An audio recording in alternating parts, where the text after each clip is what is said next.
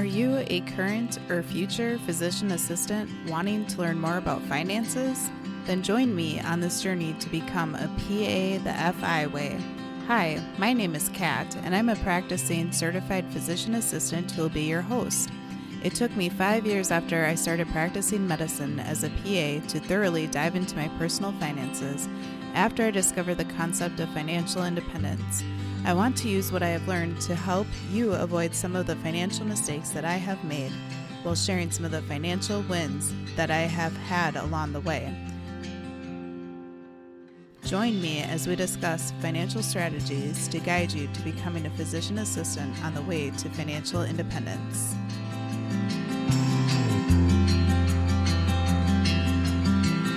Welcome back, current and future PAs on your way to financial independence. I'm your host, Kat, and this podcast is for all of those PAs out there who recognize that throughout all of their training and education, they never really learned basic financial literacy topics.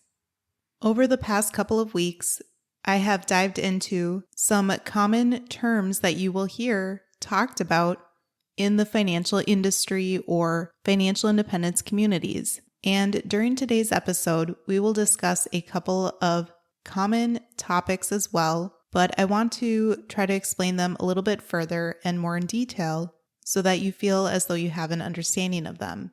Those topics will be budgets and budget methods, as well as sinking funds. But before we go into today's episode, I wanted to take the time to thank all of the listeners out there, as well as those who have left reviews for the podcast. The last episode was episode number 26, so that marked a whole half of a year of creating and producing weekly content for PA the FI way. I truly hope that you have found this information valuable, as it is all the information that I wish I had learned about sooner, whether that was as a pre-PA student or a PA student or even a new grad. So if you are a listener or a subscriber and get the podcast delivered every single week, thank you for taking the time to take a listen so that you can advance your financial literacy on your way to financial independence. Way back in episode 2, I touched on the concept of budgeting. I didn't really dive into a whole lot of detail, but I did talk about how it's important to track your expenses when you first start trying to become financially literate for usually about 3 to 6 months to try to understand where every single dollar that you and your spouse or your partner are spending throughout your life. I completely recognize that that's a very tedious process, but again, in order to reach a goal, you have to know where you're starting from. It very likely could be a huge wake-up call as well, because it can make you think whether you are spending your money intentionally on things that you truly find value and joy out of in your life. Additionally, I had talked about how there are 3 big budget items: housing, transportation, and food. And if you can focus on cutting the costs of those 3 items, since they make up such a large portion of your budget, you very likely don't have to be super restrictive or tightly budget in every other area of your life, especially as you get the hang of trying to spend intentionally. When you are first starting with your finances, you may have to budget every single dollar so that you can form good habits. But how can you do that? Well, today I would like to discuss different budget methods with you. These are not by any means all-inclusive, but I think that they give you an idea of different options that you can use to budget if you haven't started budgeting yet, or if you aren't really a fan of your current budgeting system and may perhaps want to try a different way of budgeting. The first budget method is called pay yourself first. So what this method means is that you decide a certain percentage of your income that you want to use to pay yourself first in the areas of paying off debt and saving and investing. There's a really excellent and easy to read book called The Richest Man in Babylon. And the whole premise of this book talks about how important it is to pay yourself first. So many people will get their money and then spend it and then decide to try to save or invest or pay off debt with the leftover money. It's incredibly hard to build wealth that way if you try to do that. If instead you're able to automate your finances and pay yourself first by having much of your income go to investing before it even hits your bank account, then it is a lot easier to build wealth and pay yourself first over time. If I recall from The Richest Man in Babylon, the author advocates to pay yourself 10% of your income first. While 10% can be a great first place to start with for a lot of people, I would really encourage you to consider trying to pay yourself a lot more than only 10% of your income. And that is especially if you are aiming for financial independence and are wanting to have the option to retire early. You have to decide what percent is right for you. But with the pay yourself first method, let's say that you want to pay yourself 30% of your income and you use that to pay off your student loan debt, and then you use it to invest in your 401k and HSA and Roth IRA and perhaps a taxable brokerage account. Then once you've done that, you would have 70% of your income to spend on whatever you wish. So this budget method can be seen as a little bit less restrictive because you have a fair amount of income that you can use to spend on those things that you enjoy.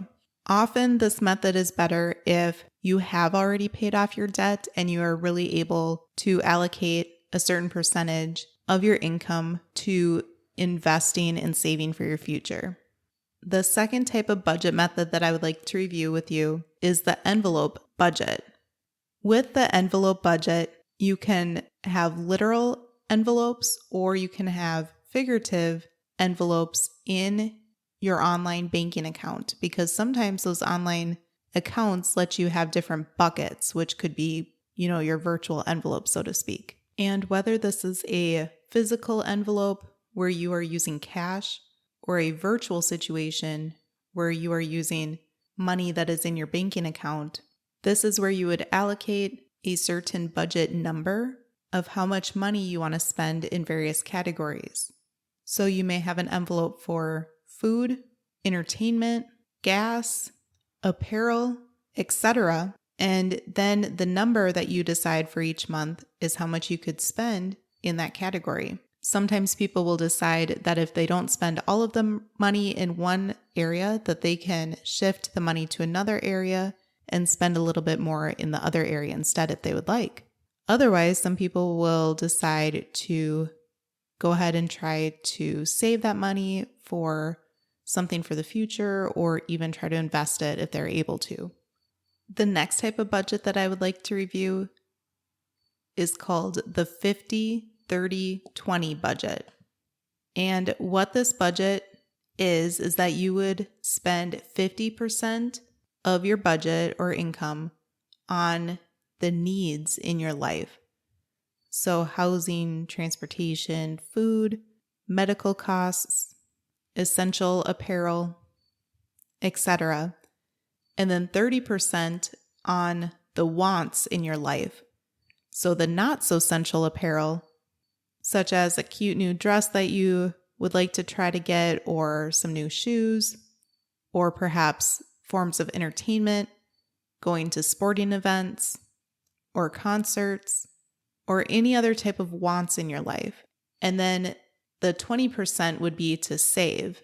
And again, that would be to try to save and invest for your future. Now, again, you would have to decide if, in this situation, if you feel like 20% is enough of your budget and income to try to save and invest for your future, if you are trying to reach financial independence. So if you don't feel like 20% is enough, maybe you do try to flip the 30% and 20% and instead use 30% of your income to save and invest for your future and spend 20% on your wants. Additionally, if you're able to cut costs for the needs in your life, again, such as housing, transportation, food, etc., then perhaps you really don't need to spend the full 50% on your needs, and then you could adjust the percentage to whatever you would like to in those three categories for whatever fits your life and your goals. The next type of budget is probably a pretty good budget to start with for most people when they are starting to become financially literate and learn about budgeting and trying to get a grasp on their finances. This budget is called the zero-based budget. A zero-based budget is where you and your spouse figure out the exact dollar amount that's coming in every single month, and then you assign a job for every single dollar. So at the end of the month, you have assigned every single dollar a job so that you don't have any more money to spend or allocate for your budget. So in those first few months of budgeting, you will soon learn what those essential expenses are, such as utilities, rent or mortgage payment, student loan payments, your average grocery spending per month, etc. And once you know that total amount of those non-negotiables, then you will see how much money you have left over. With that leftover amount, you decide how many dollars go into what exact category. So you can decide to put extra dollars towards paying off your student loans if you're trying to pay off your debt aggressively. You can put extra amount into your retirement account. You can assign some towards entertainment. And if you want to, you can even break that down further into specifics such as dining out or going to a sporting event, etc. So at the end of every single month, you don't have any extra dollars just sitting around without a job. Because this type of budget is so detailed, it really forces you to take a critical look at how you're spending your money. But with that comes the fact that it's a pretty detailed and somewhat tedious task. Again, this can be an excellent budget method for the beginners out there. And perhaps in several months or in a few years after you've been budgeting, you may decide to try out one of the other budgeting systems to figure out what works for you once you've gotten a better handle on your finances. We have reviewed 4 different types of budgeting methods, which were pay yourself first, the envelope budget method, the 50-30-20 budget method, and the zero-based budget system. Next, let's discuss what sinking funds are, what the benefits of them are, and examples of how sinking funds could be used. So what is a sinking fund? A sinking fund is a dedicated savings account where you save and put money into over time for an upcoming single expense that is expected.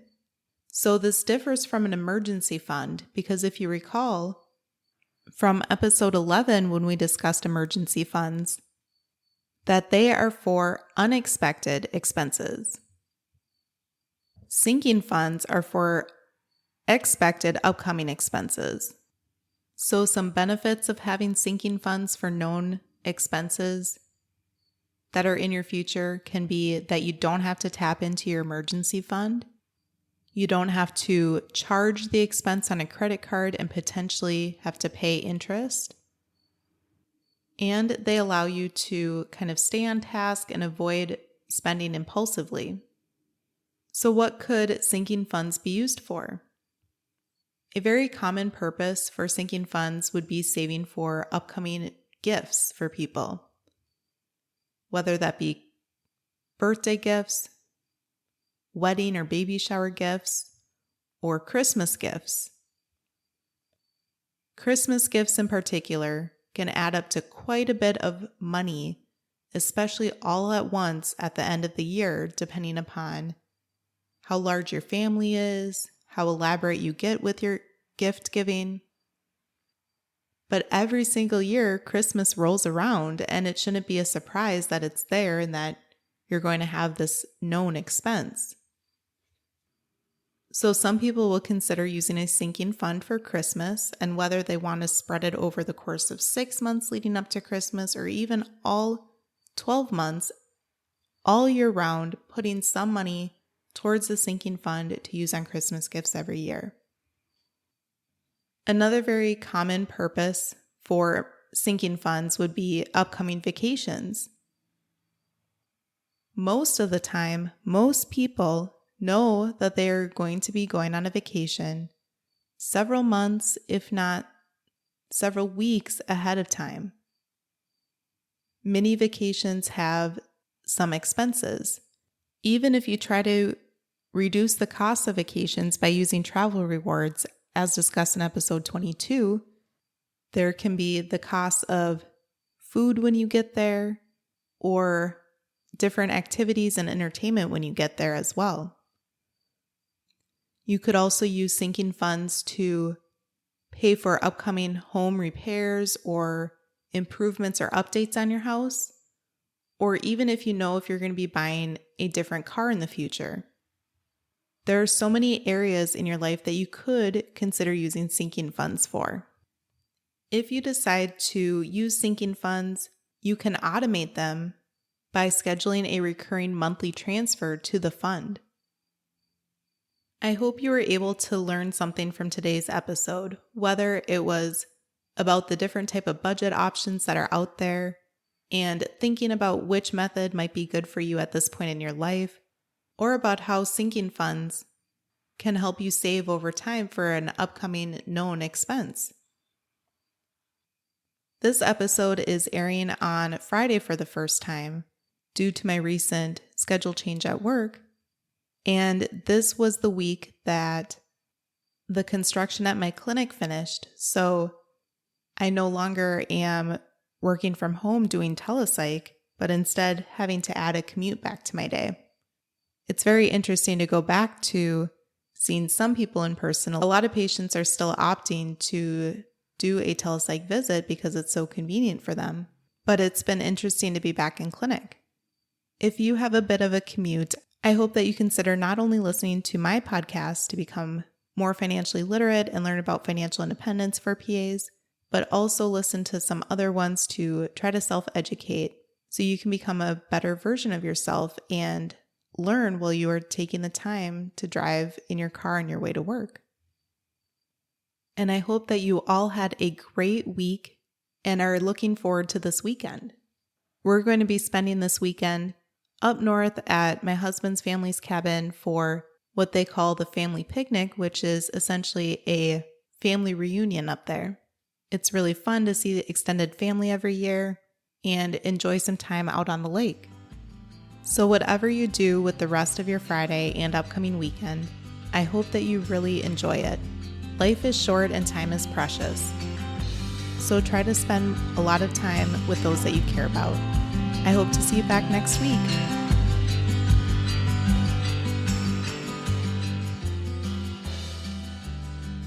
Thank you for tuning in, and I hope that you decide to continue to join me along this journey of becoming a PA the FI way. Please take a moment to press the subscribe button on the platform that you are listening to this on, but more importantly, consider sharing with another current or future PA that could benefit from the information that we reviewed in this episode. Take care and have a great rest of your day.